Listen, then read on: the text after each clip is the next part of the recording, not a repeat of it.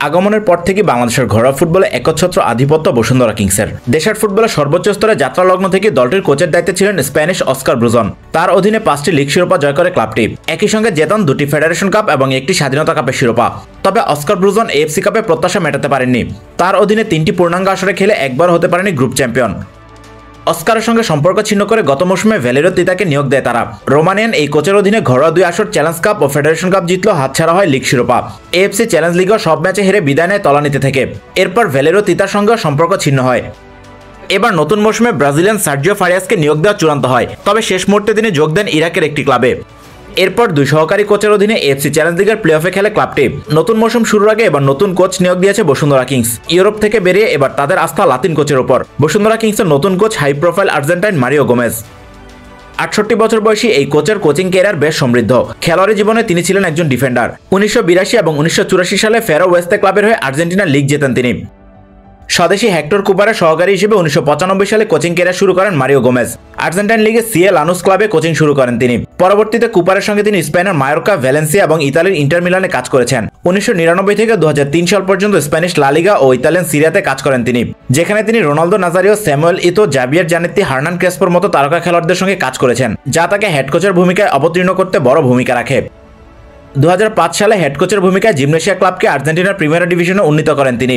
এরপর নিজ দেশের আরও 2 ক্লাব কুইলমেস এবং বেলগ্রানোতে কোচের দায়িত্ব পালন করেন তিনি। এরপর যোগ দেন গ্রিসের ক্লাব আস্টেরাস ত্রিপলিতে। এরপর আবারও আর্জেন্টিনা ফিরে আতলেটিকো তুকুমান, ফেরো ওয়েস্তে ও জিমনেসিয়া ক্লাবে কোচের দায়িত্ব পালন করেন। এরপর তাকে নিয়োগ দেয় ইকুয়েডরের ক্লাব দেপার্তিভো কুয়েঙ্কা। এরপর তিনি আসেন এশিয়ায়, কাজ করেন হংকংয়ের ক্লাব সাউথ চায়না এবং মালয়েশিয়ান ক্লাব জোহর দারুল তাজিমে। মালয়েশিয়ান ক্লাবটির হয়ে 2015 সালে জেতেন এএফসি কাপ। এছাড়াও Malaysian super league, FA cup এবং চ্যারিটি শিল্ডের ট্রফি জিতিয়ে দারুণ জনপ্রিয়তা পান। এরপর মালয়েশিয়া জাতীয় দলেরও কোচের দায়িত্ব পান গোমেজ। এরপর Indonesian club Persib Bandung, Borneo FC এবং আরএমএ এফসির কোচের দায়িত্ব পালন করেন তিনি। এরপর আর্জেন্টিনায় ফিরে দেপার্তিভো আর্মেনিও এবং জিমনেসিয়া ক্লাবে কোচের দায়িত্ব পালন করেন। এরপর আবারও ইন্দোনেশিয়ায় ফিরে কাজ করেন ভায়াঙ্কারা এফসিতে।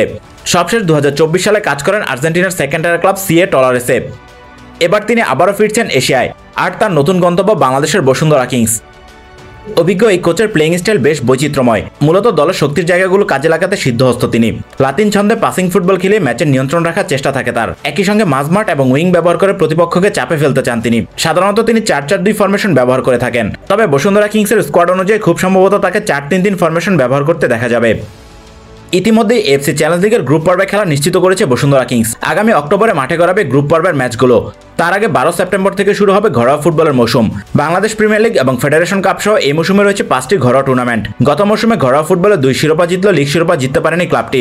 এবার নতুন মৌসুমে নিজেদের পুরনো রূপে ফেরাতে আর্জেন্টাইন কোচ মারিও গোমেজের উপর আস্থা বসুন্ধরা কিংসের। এবার দেখার পালা হাই প্রোফাইল এবং অভিজ্ঞ এই কোচ আস্থার কতটা প্রতিদান দিতে পারেন।